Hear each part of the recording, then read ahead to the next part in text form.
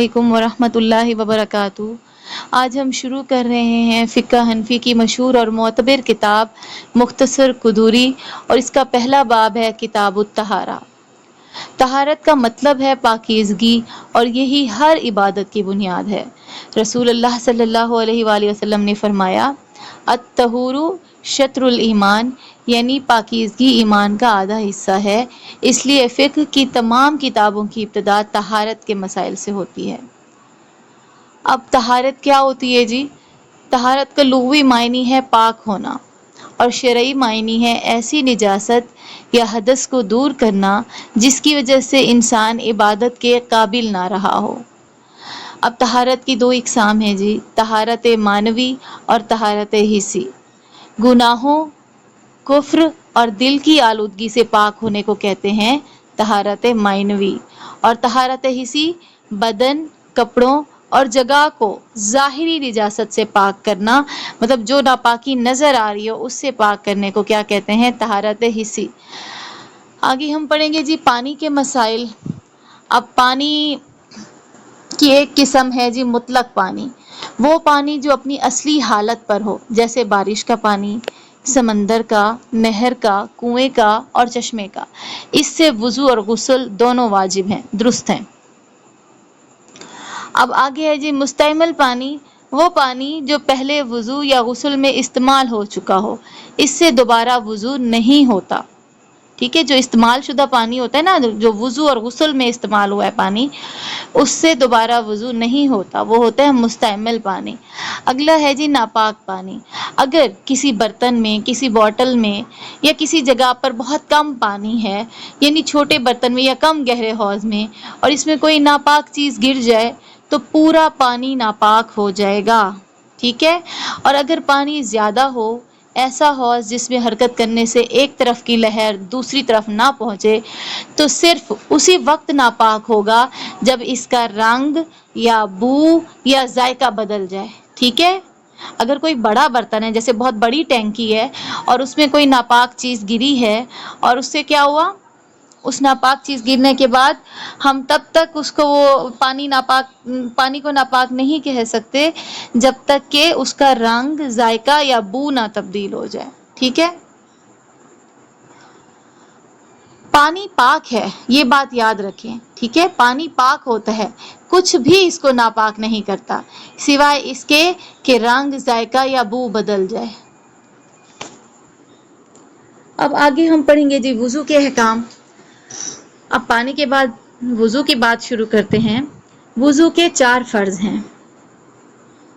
قرآن میں سورۃ مائدہ کی آیت نمبر 6 سے ثابت ہے، یعنی اس میں یہ کہا گیا کہ چہرہ دھونا، دونوں ہاتھ کوہنیوں تک دھونا، سر کا 1/4 مسح کرنا، پاؤں ٹخنوں تک دھونا۔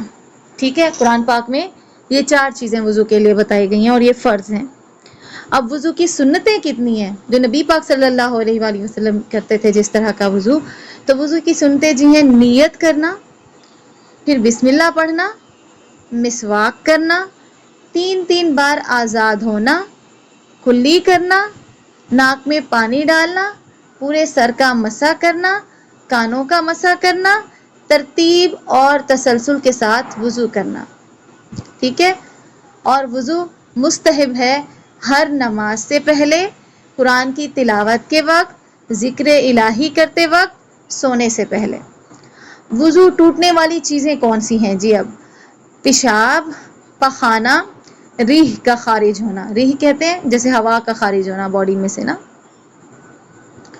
آگے ہے جی خون یا پیپ کا بہہ نکلنا، اس سے بھی وضو ٹوٹ جاتا ہے۔ خون یا پیپ کا بہہ نکلنا، جیسے وہ بہہ کے جائے، مطلب اگر ہمیں کٹ لگا ہے اور وہاں پہ جسٹ وہیں پہ جمع ہوا ہے خون اور وہ بہا نہیں ہے تب نہیں، لیکن اگر وہ خون یا پیپ بہہ کر نکل رہے ہیں تب وضو ٹوٹ جاتا ہے۔ نیند جس میں ہوش ختم ہو جائے۔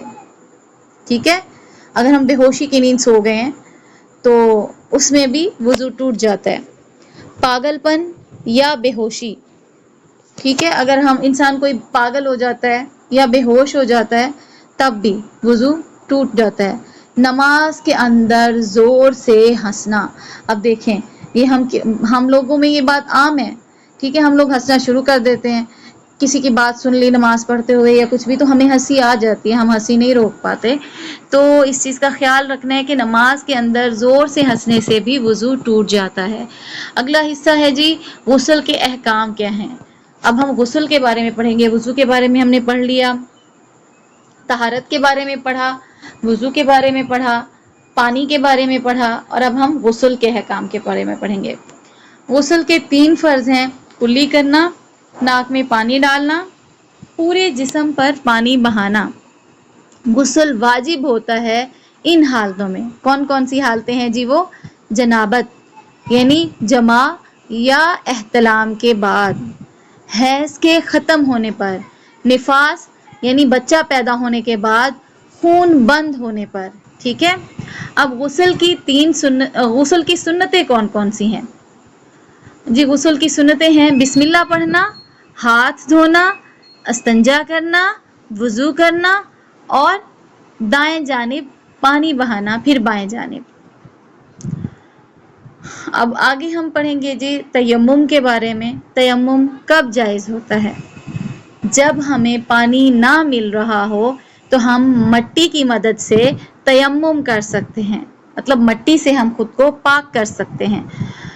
یا پانی ہو لیکن استعمال کرنے سے جان یا صحت کو نقصان پہنچنے کا اندیشہ ہو.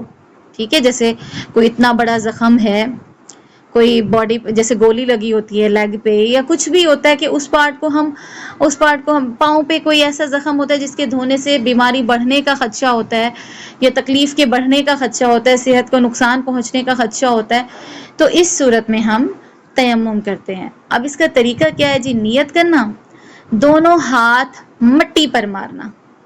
ٹھیک ہے. پھر وہ دونوں ہاتھ مٹی پر مارنے کے بعد پورے چہرے پر مسح کرنا، مطلب ان ہاتھوں کو پھر فیس پہ پھیر لینا ہے. دوبارہ مٹی پر ہاتھ مارنا، دونوں ہاتھ کوہنیوں تک مسح کرنا. ٹھیک ہے.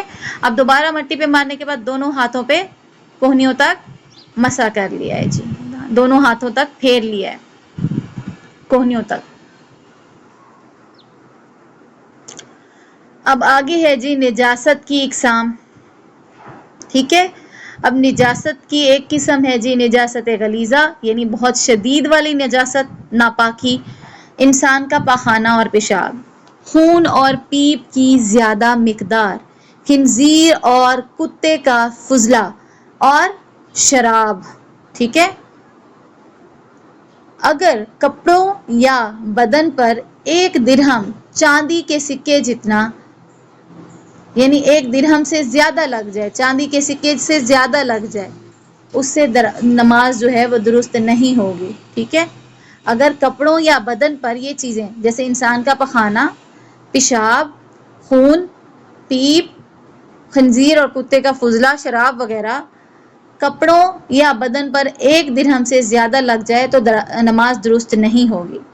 اب نجاست خفیفہ، ہلکی نجاست، پرندوں کا فضلہ جو گھروں میں ہوتے ہیں، خون کی تھوڑی سی مقدار، اس کا چوتھائی کپڑے یا بدن پر ہونا معاف ہے، زیادہ ہو تو نماز درست نہیں. ٹھیک ہے. اب اگلا حصہ ہے جی استنجا. پیشاب یا پخانے کے بعد بدن کو پاک کرنا پانی سے کرنا افضل ہے، اور اگر پانی نہ ہو تو پتھر، مٹی یا ٹیشو پیپر استعمال کیا جا سکتا ہے. استنجا کے بغیر نماز نہیں ہوتی. آج جو ہم نے چیزیں پڑھی ہیں اس کا خلاصہ ہے جی مختصر قدوری کتاب الطہارہ کا مکمل باب ہم نے پڑھا ہے، اور ہم نے اس میں سیکھا ہے کہ طہارت ایمان کا آدھا حصہ ہے. پانی کی اقسام اور ان کے احکام، وضو، غسل اور تیمم کے طریقے، نجاست کی اقسام اور ان کے احکام، اور استنجا کے مسائل، یہ تمام مسائل بندے کو عبادت کے لائق بناتے ہیں. اللہ تعالی ہمیں ظاہر اور باطن دونوں طرح کی پاکیزگی نصیب فرمائے اور ہمیں اپنی عبادات درست طریقے سے ادا کرنے کی توفیق عطا فرمائے. جزاکم اللہ خیرا.